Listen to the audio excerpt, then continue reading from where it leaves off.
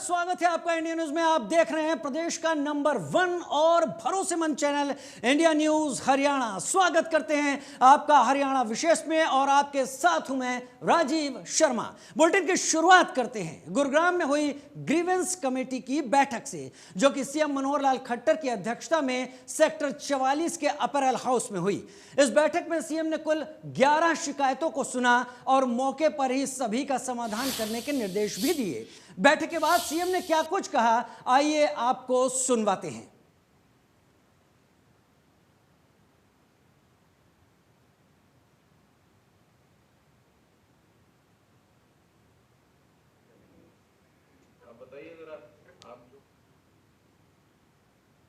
Programme की meeting ये थी। कोरोना के दिनों में थोड़ा सा एक कोरोना बिहेवियर के हिसाब से उसकी प्रोटोकॉल को ध्यान में रखते हुए आज ये मीटिंग वहाँ मेन हॉल में, जहाँ पहले होती थी वहाँ ना रख करके, आज ये अप्रैल का जो एक्सपोर्ट काउंसिल की भवन इसके अंदर रखा गया था।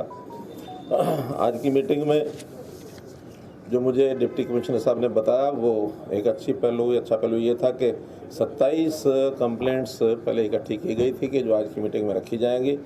डिपार्टमेंट्स को 4 दिन पहले उसके ऊपर रिपोर्ट के लिए भेजा गया था, लेकिन अच्छी बात यह है कि 3 दिनों में वो 27 में से 16 कंप्लेंट्स जो है वो सॉल्व कर दी गई और अपने आप हल हो गई, इसलिए लोग सेटिस्फाई हो गए। तो बाकी केवल 11 बची जो आज की इस मीटिंग में आई थी।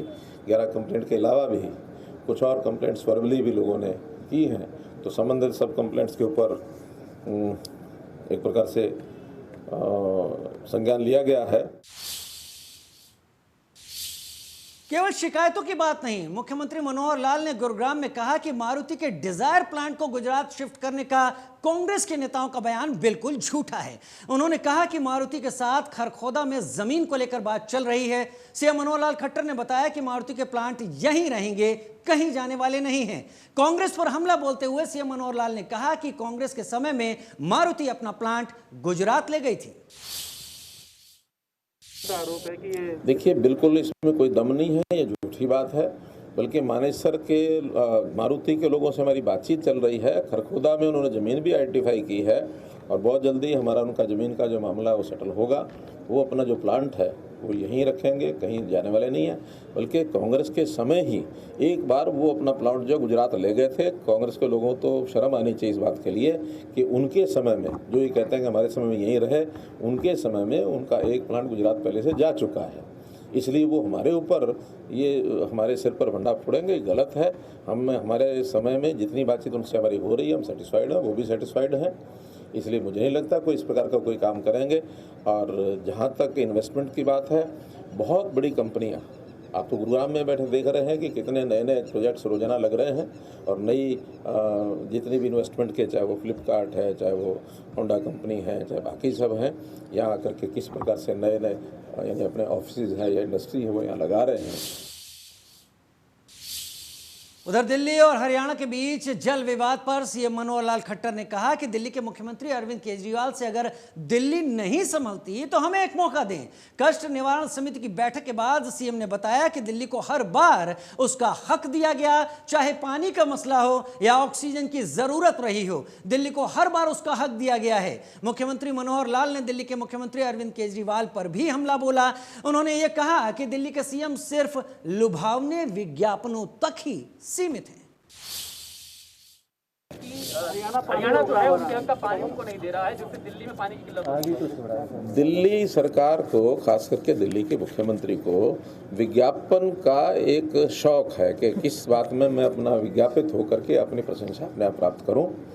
पानी के नाते से जितना पानी सुप्रीम कोर्ट के निर्णय के अनुसार हमने देना है, पूरा पानी दिया जा रहा है, एक बूंद कम नहीं दिया जा रहा। भले ही हरियाणा को कठिनाई बहुत आ रही है, क्योंकि पानी की आवश्यकता तो हरियाणा की भी दिल्ली से कम नहीं है। मुख्य रूप से पीने का पानी, जहाँ हरियाणा को 2 करोड़ 90 लाख की आबादी है, दिल्ली की मात्र 2 करोड़ है, हमें उससे 1.5 गुना पानी चाहिए। फिर भी हमारे पास 2000 यानी क्यूसेक पानी यमुना में से हमको मिलता है। 1050 क्यूसेक पानी उनको हम देते हैं। जो हाल ऑक्सीजन का उन्होंने हमारे साथ किया, आपको पता है कि उनकी 2 करोड़ आबादी, सुप्रीम कोर्ट से निर्णय लेकर के आगे के 700 मीट्रिक टन हमको ऑक्सीजन चाहिए, हमें मात्र 2,90,00,000 की आबादी होते हुए 282 मीट्रिक टन मिला। हमारे यहाँ उनसे पेशेंट ज़्यादा थे, उनसे हॉस्पिटल कहीं ज़्यादा है, एरिया उनसे ज़्यादा है। दिल्ली के लोग भी इलाज कराने के लिए हमारे पास आ रहे हैं।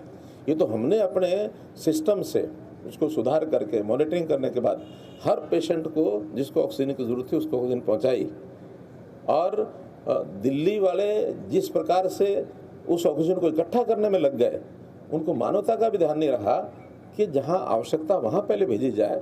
आखिर दिल्ली और हरियाणा कोई अलग तो नहीं, हम पड़ोस के थे। पड़ोस में उनको ध्यान करना चाहिए था कि हम किसका कोटा काट के ले जा रहे हैं। हरियाणा की ऑक्सीजन को दिल्ली में लेके गए और दिल्ली में आवश्यकता नहीं। हमारे पास ये भी जानकारियां हैं, उन्होंने कंपनियों को कहा कि हमारा जो स्टोर कर लीजिए, स्टॉक कर लीजिए, ज़रूरत पड़ेगी तो हम आपसे ले लेंगे। तो बफर स्टॉक जमा करने के लिए लेके गए। उनको हर चीज़, चाहे प्रदूषण है तो भी हरियाणा के ऊपर बंडाफोड़ करते हैं। ये सब इन्होंने अपनी क्रिएट की हुई बातें हैं सारी। और कोई भी चीज़ जब समझ में नहीं आए तो इसका दोष हरियाणा पर। कोई बात समझ में नहीं आए हरियाणा पर। अरे नहीं दिल्ली संभलती, हरियाणा को दे दो, हम दिल्ली को भी संभाल लेंगे। मुख्यमंत्री मनोहर लाल खट्टर इशारा दे रहे थे कि विज्ञापनों के फेर में उलझी दिल्ली सरकार केवल विवाद पैदा करना ही जानती है। बढ़ते हैं अगली खबर पर। बीजेपी शासित राज्यों में मंत्रिमंडल विस्तार और फेरबदल के बीच हरियाणा में भी मंत्रिमंडल विस्तार की खबरें आ रही हैं, लेकिन सीएम ने बिना कोई संकेत दिए साफ किया कि हरियाणा में मंत्रिमंडल का विस्तार रणनीतिक और गोपनीय विषय है और समय आने पर इसके बारे में जानकारी दी जाएगी। हरियाणा के मंत्रिमंडल में विस्तार की संभावना है? रणनीति का विषय और रणनीति बताई नहीं जाती। हरियाणा के मंत्रिमंडल में विस्तार की संभावना है? रणनीति का विषय और रणनीति बताई नहीं जाती। उधर दूसरी तरफ प्रदेश के डिप्टी सीएम दुष्यंत चौटाला भी एक्शन में हैं। डिप्टी सीएम ने ईएसआई और श्रम विभाग के तमाम मुद्दों पर अधिकारियों के साथ समीक्षा बैठक की। दोनों विभागों के जो मुद्दे केंद्र सरकार से लंबित हैं, उन पर भी विस्तार से चर्चा की गई और अधिकारियों को निर्देश दिए गए कि सभी मुद्दों को लेकर जल्द स्वीकृति ली जाए ताकि प्रदेश के मजदूरों को ज्यादा से ज्यादा फायदा मिल सके। इसके अलावा डिप्टी सीएम के मुताबिक मजदूरों और कर्मचारियों के सस्ते और सुलभ इलाज के लिए 5 अस्पताल भी बनाए जाएंगे और गुरुग्राम के मौजूदा अस्पताल को अपग्रेड किया जाएगा। यही नहीं, 2 ईएसआई डिस्पेंसरी के भवनों का निर्माण भी किया जाएगा।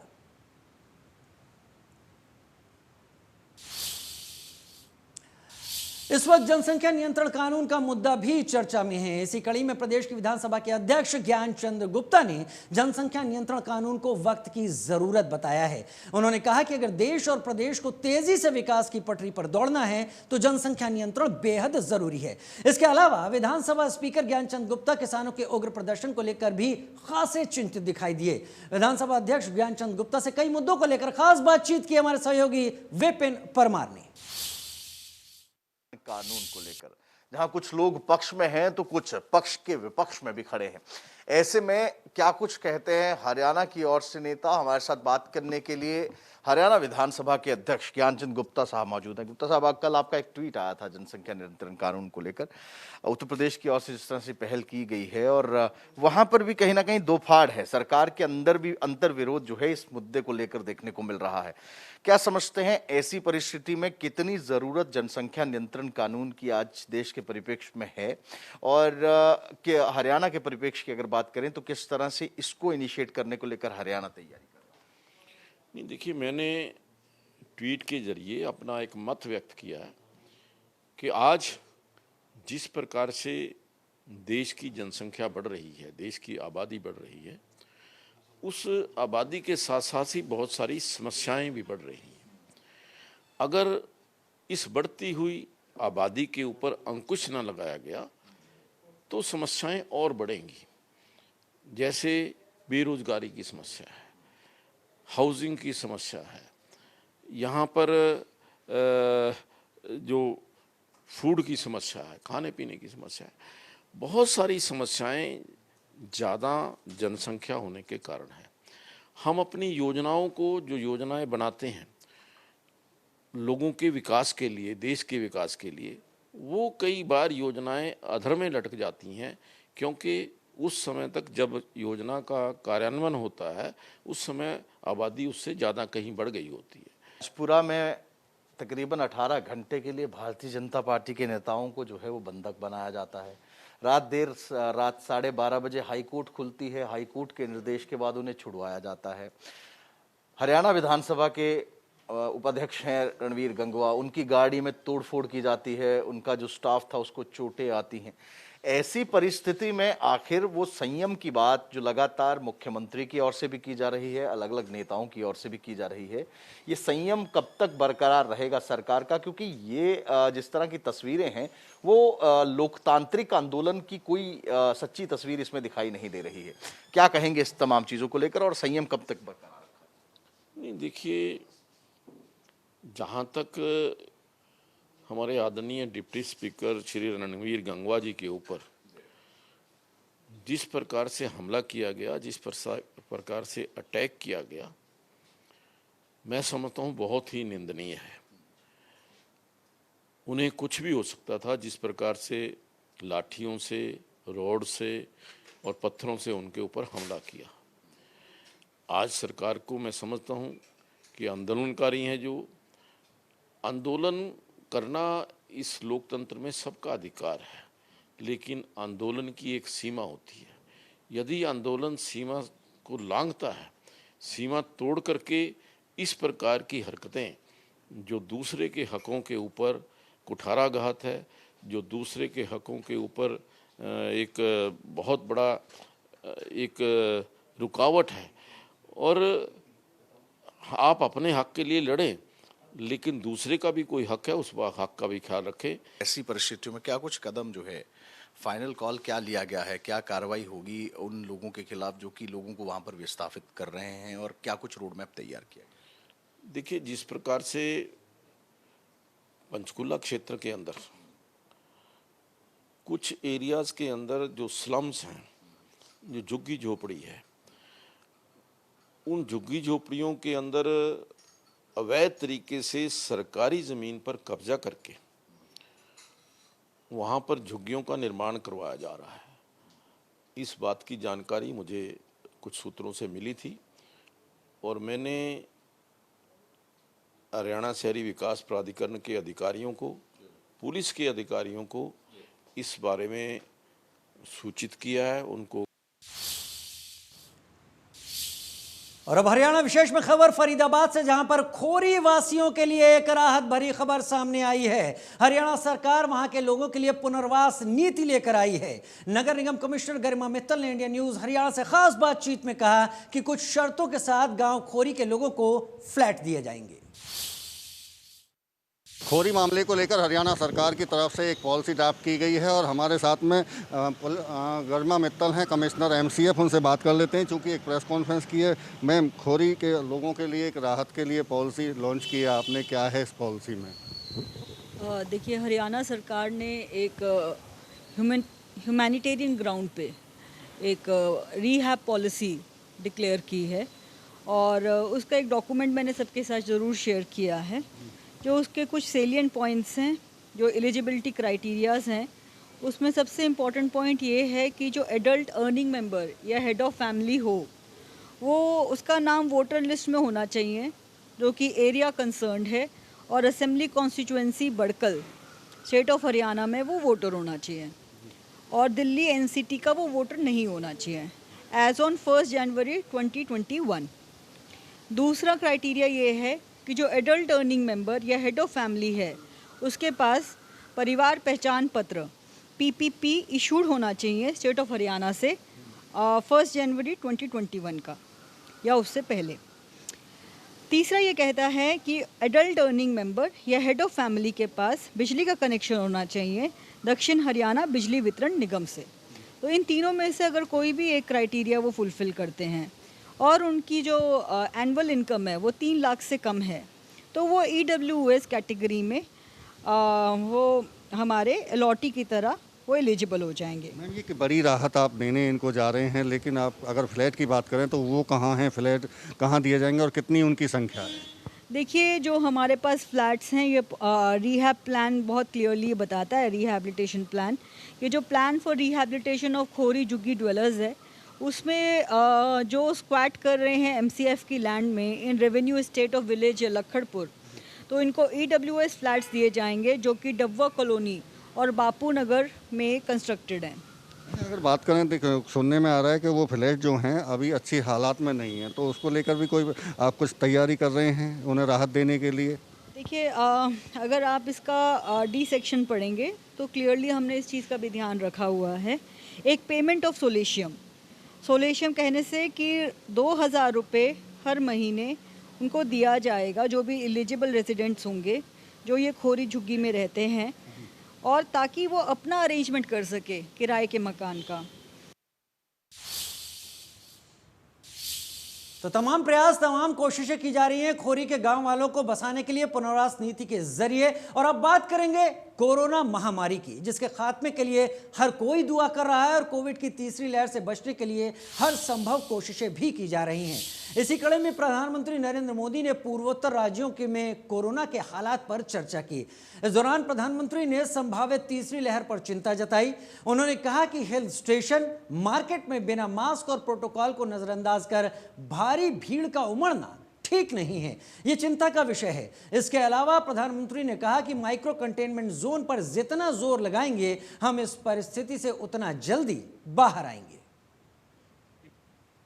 कई बार हम ये तर्क सुनते हैं और कुछ लोग तो बड़ा सीना तान करके बोलते हैं, अरे भाई तीसरी लहर आने से पहले हम एंजॉय करना चाहते हैं।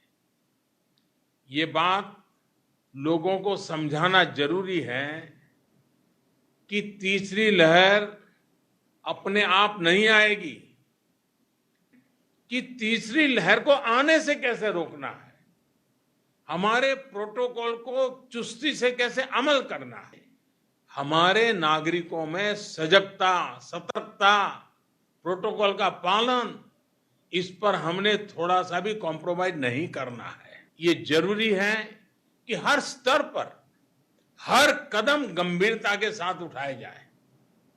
अधिक भीड़ वाले जो आयोजन रुक सकते हैं, उनको हमें रोकने का प्रयास करना चाहिए। साथियों, केंद्र सरकार द्वारा चलाए जा रहे सबको वैक्सीन, मुफ्त वैक्सीन अभियान की नॉर्थ ईस्ट में भी उतनी ही अहमियत है। साथियों, हमें कोरोना वायरस के हर वेरिएंट पर भी नजर रखनी होगी, क्योंकि ये बिल्कुल बहुरूपिया है, बार बार अपने रंग रूप बदल देता है और उसके कारण हमारे लिए भी चुनौतियां खड़ी करता है। और इसलिए हमें हर वेरिएंट पर बहुत बारीकी से नजर रखनी पड़ेगी। म्यूटेशन के बाद ये कितना परेशान करने वाला होगा, इस बारे में एक्सपर्ट्स लगातार स्टडी कर रहे हैं। पूरी टीम हर बदलाव पर नजर कर। प्रधानमंत्री का संदेश साफ है, कोरोना की तीसरी लहर अपने आप नहीं आएगी, हमें संभलना होगा, वरना हमारे जरिए तीसरी लहर आ सकती है। बात वैक्सीनेशन की, जिसको लेकर सरकार और प्रशासन तो लोगों को जागरूक कर ही रहा है, लेकिन चंडीगढ़ में एक छोले भटूरे बेचने वाला शख्स एक अलग ढंग से लोगों को वैक्सीन लगवाने के लिए प्रेरित कर रहा है। जी हाँ, चंडीगढ़ में इस छोटे छोले भटूरे वाले का लोगों के लिए ऑफर है कि वैक्सीन लगवाओ और 1 प्लेट छोले भटूरे फ्री खाओ। और इसके पीछे की कहानी बेहद दिलचस्प है। चंडीगढ़ से हमारे सहयोगी विपिन परमार की यह खास रिपोर्ट सिर्फ आपके लिए। कहते हैं अकाउंट बड़ा नहीं, दिल बड़ा होना चाहिए। सरकारों की ओर से प्रयास किया गया, प्रशासन की ओर से प्रयास किया गया कि कोविड की वैक्सीनेशन को लेकर लोगों को जागरूक किया जाए, लेकिन सबसे बड़ा रोल जो हो जाता है वो आम आदमी का हो जाता है। तो ऐसे में जो बीड़ा उठाया है वो आम आदमी ने उठाया है। काम छोटा है, लेकिन जो किया जा रहा है उसको अगर उसका आंकलन अगर आप करें तो बेहद बड़ा। आज की परिस्थिति में कोरोना की वैक्सीन लगवाकर आए, 1 प्लेट छोले भटूरे फ्री में खाएं। ये छोटी सी साइकिल पर ये काम इसलिए शुरू किया गया कि घर पर बिटिया ने ये कहा कि पापा, लोग जो हैं वो डरे हुए हैं, टीका नहीं लगवा रहे हैं, ऐसे में आप भी कुछ इसी तरह से इनिशिएट करते हुए अपने स्तर पर लोगों को जागरूक करने का काम करें। सबसे पहले अपना नाम बता दीजिए। संजय राणा नाम। संजय, कहाँ के रहने वाले? हिमाचल का रहने वाला सर। कब से चंडीगढ़ में आप? चंडीगढ़ से तो 20-25 साल हो गए जी, यहीं रहते हैं, परिवार ही रहता। ये जो 1 प्लेट वैक्सीनेशन कोविड का जिसने टीका लगवा रखा है, उसको क्या एक प्लेट फ्री खिलाई जाती है छोले भटूरे? हाँ जी, 1 प्लेट फ्री खिलाई जाती है उसको। कब से ये काम कर रहे हैं? 1 महीना 10-12 दिन हो गए जी। 1 महीना 12 दिन हो गए। दिमाग में क्या आया था कि आपने अपनी साइकिल पर रोजमर्रा की आप दिहाड़ी निकाल पाते होंगे, रोजी रोटी निकाल पाते होंगे परिवार की, तो ऐसी परिस्थिति में दिमाग में क्या आया कि नहीं मुझे ये करना है? क्यों ये इनिशिएटिव? कहते जी बिटिया ने हमारी, कहते पापा जी आप भी MLA था कोई हिमाचल का ना, उसने बोर्ड लगा रखा था बाहर, न्यूज़ सुन रहे थे हम, तो उसने लगा रखा मेरे कमरे में बिना वैक्सीन लगवाए बंदा ना आए। तो गुड़िया ने देखा, मुझे कहती पापा आप भी ऐसे कर दो, 1 आधी प्लेट। मैं चल बेटे कर देते, फिर हमने कर दिया बाबू जी ऐसे ही। अभी तक आप कितने लोगों को खिला चुके होंगे? रोज के 20-25 बंदों को खिलाते हैं जी हम। ये देखिए, आप देखिए कस्टमर आ रहे हैं और ये वैक्सीनेशन का आप देख सकते हैं, यहाँ पर वैक्सीनेशन का कार्ड जो है वो दिखाया गया है। 1 प्लेट वैक्सीनेशन। मैम क्या आपके पास सर्टिफिकेट है? हाँ जी, और बेटी ने लवाई सी ना वैक्सीन कल, तो ਉਹਦੇ ਵਾਸਤੇ ਲੈਣਾ ਹੈ। हाँ जी, कल लड़के ने दसिया भी ਅੱਜ ਦਾ 12 ਵਜੇ ਕੱਲ 1 ਵਜੇ ਤਾਂ ਅਸੀਂ ਆਏ ਲੈ ਕੇ। ਕੱਲ ਨਹੀਂ ਮੈਂ ਲਈ ਸੀ, लड़के ने ਮੈਨੂੰ ਦੱਸਿਆ ਤਾਂ ਮੈਨੂੰ ਇੱਥੇ ਪਤਾ ਲੱਗਿਆ ਤੇ मैं आई हाँ। देना दो। ये देखिए वैक्सीनेशन का सर्टिफिकेट है, उसी दिन का वैक्सीनेशन का सर्टिफिकेट आपको लाना होगा, तब यहाँ पर आपको छोले भटूरे जो हैं वो मिलेंगे। लेकिन मैम है ये सर्टिफिकेट अपनी बिटिया का लाई हैं 1 दिन पुराना, लेकिन उन्हें भी मना नहीं किया गया, उनके लिए भी यहाँ पर पैकिंग जो है वो शुरू कर दी गई है। तो मैं पूछ रहा था कितने लोग अभी तक जो है आप अमूमन आपके पास संख्या, अगर आप एक आंकड़ा दे पाएँ कितने लोग आए होंगे आपके पास? सर रोज के लगा लो 20-22 बंदे तो आते थे, रोज के आ जाते 20-22 बंदे। अभी चौथे 5वां नंबर है इनका, इसके बाद 3-3:30 बजे तक आ ही जाते 20-25 बंदे बस। क्या मतलब दिमाग में क्या आया? क्योंकि अमूमन जिस तरह का काम है आप अपने घर की रोजी रोटी पूरी कर पाते होंगे, लेकिन क्या मतलब सोच ये आई कि नहीं मुझे सोच आ गई जी, पब्लिक को समझाना है कि भाई टीका लगवाओ जरूर, कहीं नहीं लगा रहे, डर रहे कि आप अफवाहें फैला रहे ये टीका लगाना गलत है ये वो। तो इसलिए हम तो उनको भी कहते हैं बच्चे जो आता है ये टीका लगवाओ, कोई गड़बड़ नहीं है कि लगवाना चाहिए। आप लोग देश की सेवा हो रही है, हम भी कर रहे हैं जितनी हमारे अंदर हिम्मत है। आपने लगवा लिया टीका? मेरा तो दूसरा नंबर है 18 तारीख का जी। हाँ जी, दूसरा टीका लगेगा। ये इनकी सोच को सलाम, राणा साहब की सोच को सलाम। एक साइकिल पर 1 डिब्बे में छोले हैं, 2 डिब्बों में, एक में चावल और एक में भटूरे। जो लोग खाने के लिए पैसे दे रहे हैं वो तो रोज का काम है, लेकिन ये जो पोस्टर एक छोटा सा लगवाया गया, एक बैनर बनवाने के भी पैसे नहीं थे, तो खुद से ही बिटिया ने लिखकर ये ले दिया कि आप ये लगाइए, और यहाँ पर जिसने उस दिन टीका लगवाया हो, यानी कि अगर आज के दिन मैं जाकर अपनी वैक्सीनेशन कराता हूँ और यहाँ पर आकर उनको सर्टिफिकेट दिखाता हूँ, तो मुझे यहाँ पर 1 प्लेट छोले भटूरे जो है वो मुफ्त में मिलेंगे। ऐसे में राणा जैसे व्यक्तियों की बेहद ज़्यादा ज़रूरत देश को है, क्योंकि ना केवल ये समाज सेवा कर रहे हैं, बल्कि इस वैक्सीन के प्रति जो दौर देश देख रहा है उसके प्रति अगर बात करें तो कहीं ना कहीं जागरूकता फैलाने का भी काम जो है वो कर रहे हैं। कैमरा पर्सन शशांक के साथ विपिन परमार, इंडिया न्यूज, चंडीगढ़। और हमारे साथ हम इस वक्त बात करने जा रहे हैं उन लोगों से जिनसे प्रधानमंत्री ने आज संवाद किया। ओलंपिक गेम्स मुहाने पर हैं, हमारे देश के तमाम खिलाड़ियों को शुभकामनाएं प्रधानमंत्री ने दी और आज तमाम लोग उनके साथ जुड़े, और उनके साथ जुड़े deputy chief of the mission doctor Prem Kumar Verma, जिन्होंने प्रधानमंत्री को सुना, वो लाइव हमारे साथ इस वक्त जुड़ गए हैं। देश के तमाम लोगों को एक संदेश की तरह क्या कुछ प्रधानमंत्री ने कहा, और हरियाणा से आते हैं प्रेम कुमार जी, आपका स्वागत है इंडिया न्यूज हरियाणा में। प्रधानमंत्री का संबोधन खिलाड़ियों के लिए, आपके लिए कितना प्रेरक?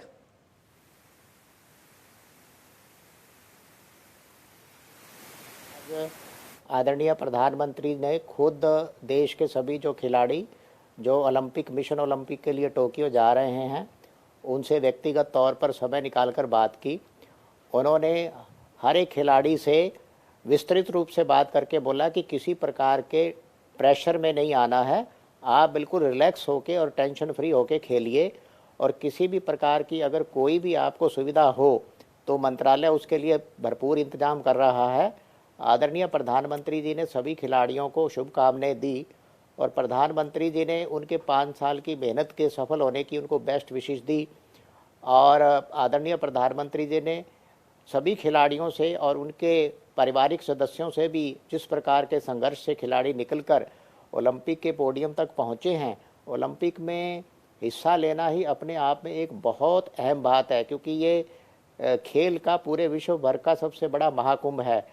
तो प्रधानमंत्री ने सबका हौसला बढ़ाया, सबको शुभकामनाएं दी और उनके पेरेंट्स को भी बहुत बहुत शुभकामनाएं दी कि आपके बच्चों ने इतना मेहनत करके इस मुकाम तक पहुंचे हैं। डॉक्टर प्रेम, हरियाणा के लिए गर्व की बात है कि आप इस मिशन को लीड करते हुए टोक्यो के लिए जा रहे हैं। बहुत सारी बातें इस मौके पर ऐसी होती हैं जो एक खिलाड़ी को तनाव में भर देती हैं। इस तरह के संबोधन बेहतरीन प्रदर्शन करने में कितने मददगार होते हैं? इस समय जो टोक्यो ओलंपिक हैं जो कि 2020 में होने थे, वो कोविड पेंडेमिक की वजह से 2021 के लिए स्थगित किए गए। उस टाइम आशा थी कि 2021 तक सब कुछ ठीक हो जाएगा, लेकिन स्थिति सामान्य न होने के कारण एक विषम परिस्थितियों में इन गेम्स का आयोजन किया जा रहा है। जैसा कि आप रोज़ खबरों में पढ़ते हैं, वहाँ किसी भी इवेंट में दर्शकों को इजाज़त नहीं है और ना ही किसी प्रकार से जो लोगों को आने की, गेस्ट वगैरह को आने की वो है। तो इसमें मेरे को जिम्मेवारी भारतीय ओलंपिक संघ और सरकार द्वारा दी गई है। मैं भारत की तरफ से अपनी टीम का जो मुख्य कोविड लाइजन अधिकारी भी हूं और मेरी ये जिम्मेवारी बनती है कि इन्फेक्शन कंट्रोल के जितने भी नियम और कायदे जो टोक्यो ओलंपिक ने खिलाड़ियों के लिए बनाए हैं, किस प्रकार से उनके यहाँ पे पहले टेस्ट होने हैं, किस प्रकार से उनके वहाँ पे टेस्ट होने हैं और किस प्रकार से भारत के खिलाड़ियों को 3 दिन वहाँ से क्वारंटाइन करना है, ये सभी नियम हमने अच्छी तरह से अपने खिलाड़ियों को अलग अलग मीटिंग्स करके और भारतीय खेल प्राधिकरण की तरफ से भी सेंसिटाइजेशन प्रोग्राम करके सबको ब्रीफ किया गया है। मैं हर खिलाड़ी के व्यक्तिगत रूप से टच में हूं और जिसकी जो भी समस्या है उसको हल किया जाता है और हम पूरा ध्यान रखेंगे कि इस प्रकार एक्स्ट्रा ऑर्डिनरी सर्कमस्टांसिस में हमारे खिलाड़ी कहीं भी किसी भी तरह से किसी प्रेशर में ना आए और इसी चीज़ को देखते हुए कि ताकि उनकी ट्रेनिंग पर कोई असर ना पड़े, क्योंकि गेम्स तो 24 से शुरू हो रहे हैं। तो जो हमारा जो खिलाड़ियों का मुख्य दल है वो 17 जुलाई को ही वहाँ चला जाएगा ताकि पहले 3 दिन क्वारंटीन कर लें, उसके बाद वो अपनी ट्रेनिंग भी कर सकें और बाकी सारी चीज़ों का भारतीय ओलंपिक संघ और खेल मंत्रालय, भारत सरकार और भारतीय खेल प्राधिकरण की तरफ से हर चीज़ का ध्यान रखा जा रहा है। हमारी भारत सरकार ने और माननीय प्रधानमंत्री जी ने भारतीय जो वहाँ पे दूतावास है उसके सभी अधिकारियों को निर्देश दिए हैं कि किसी भी खिलाड़ी को किसी प्रकार की कोई असुविधा ना हो और हर प्रकार के सुनिश्चित भरपूर प्रबंध किए जाएं। मैं यहाँ पर विशेष रूप से एक बात कहना चाहता हूँ कि जापान के अंदर एक विषम परिस्थितियों में ये खेलों का आयोजन हो रहा है। वहाँ की जो Tokyo Olympic games organising committee, जो उनका कोऑपरेशन है, जो उनका समन्वय है, वो भी अभूतपूर्व है। उनको किसी भी समय फ़ोन कर लिया जाए, वो फ़ोन उठाते हैं और समस्या का हल भी करते हैं। डॉक्टर प्रेम कुमार वर्मा, आप इस मिशन को, इस पूरे दल को लीड करके टोक्यो ले जा रहे हैं। मैं उम्मीद करूंगा, इंडिया न्यूज़ हरियाणा की तरफ से तमाम बधाइयां आपको अभी से प्रेषित करूंगा, जैसे कि ये दल तमाम ऐसे मेडल जीते जो देश के साथ देश का भी नाम ऊंचा करे और हरियाणा का भी नाम ऊंचा करे। हरियाणा विशेष की इस खास पेशकश में आज के लिए फिलहाल इतना ही। वक्त छोटे से ब्रेक का हो चला है।